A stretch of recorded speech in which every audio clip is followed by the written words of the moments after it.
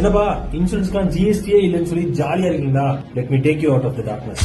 Welcome to the reality. இந்த ஐடிசின்னு ஒண்ணு பெரிய ரோல் பிளே பண்ணிட்டு இருக்கு. அதை பத்தி தெரிஞ்சுக்காம இந்த ஜீரோ ஜிஎஸ்டியோட பெனிஃபிட்ஸ் பத்தி நீங்க தெரிஞ்சுக்கவே முடியாது. இயர்லியர் 100 பிரீமியம்க்கு நம்ம 118 rupees பே பண்ணோம் இன்க்ளூடிங் ஜிஎஸ்டி. இப்போ ஜிஎஸ்டி கேன்சல்னு சொல்லிருக்காங்க.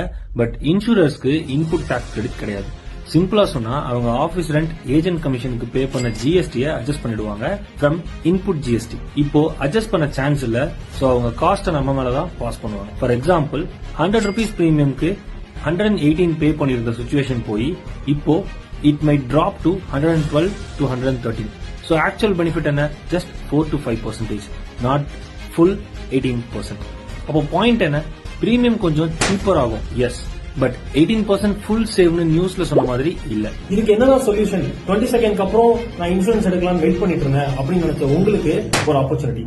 இப்போ எல்லா இன்சூரன்ஸ் கம்பெனிஸும் என்ன பண்ணிருக்காங்க அப்படின்னா, இந்த டேட்ல இருந்து அட் பிரசன்ட் 5th செப்டம்பர்ல இருந்து 22nd செப்டம்பருக்குள்ள யாரெல்லாம் இன்சூரன்ஸ் பே பண்றாங்களோ அவங்க எல்லாத்துக்கும் வித்தவுட் ஜிஎஸ்டில பிரீமியம் கலெக்ட் பண்ணிட்டு இருக்காங்க.